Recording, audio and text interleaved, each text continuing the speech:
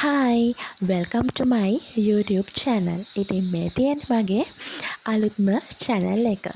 ඉතින් මේ channel එකත් එක්ක subscribe කරලා මාත් එක්ක දිගටම එකතු වෙලා ඉන්න.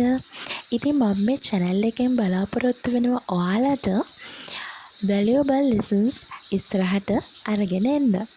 ඉතින් මාත් එක්ක දිගටම subscribe කරලා bell icon එක click කරලා දිගටම මාත් එක්ක එකතු වෙලා ඉන්න valuable lessons එක්ක.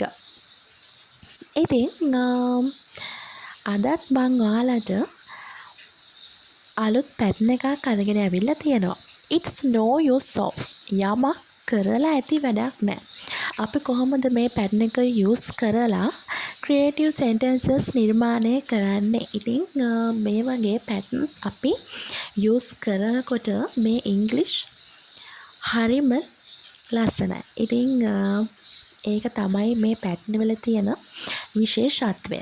ඉතින් ඒ දේවල් එක්ක අපි බලමු මේ pattern එක use කරලා කොහොමද අපි creative sentences නිර්මාණය කරන්න කියලා.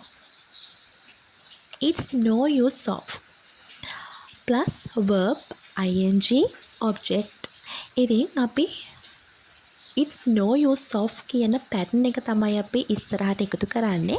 ඊට පස්සේ ing verb එක, ඊට පස්සේ object එක. ඉතින් හරිම ලේසි මේ pattern එක use කරන්න. ඉතින් අපි බලමු sentences create කරලා. එතකොට ඔයාලට තවත් පැහැදිලි වෙයි මේක මේ pattern එක.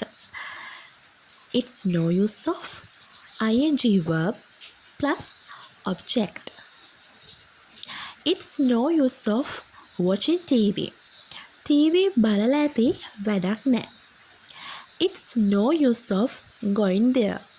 එහෙ ගිහින් නැති වැඩක් නැහැ. ඉතින් අපි හැමතිස්සෙම මේ pattern එක use කරද්දී අපි මුලින්ම එකතු කරන්න ඕනේ it's no use of කියන අපේ pattern එක. ඊට පස්සේ ing verb එක,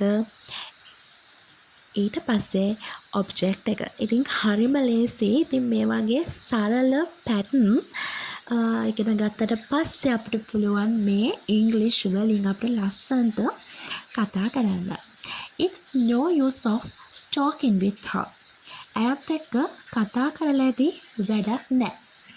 It's no use of doing this work.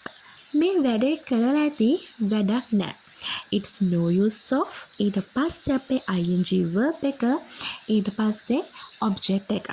It's no use of කියලා අපේ ing verb එක අනිවාර්යෙන්ම එකතු කරන්න අමතක කරන්න එපා. ඉතින් බලන්න කොච්චර ලස්සනද මේ වාක්‍ය රටාව. කොච්චර ලේසිද මේ pattern එක. ඉතින් ඔයාලත් ගෙදරදී මේ වගේ ලස්සන වාක්‍ය රටා නිර්මාණය කරන්න. Thanks for watching. මම subscribe කරන්නත් අමතක කරන්න එපා. Don't forget subscribe my channel. Bye bye.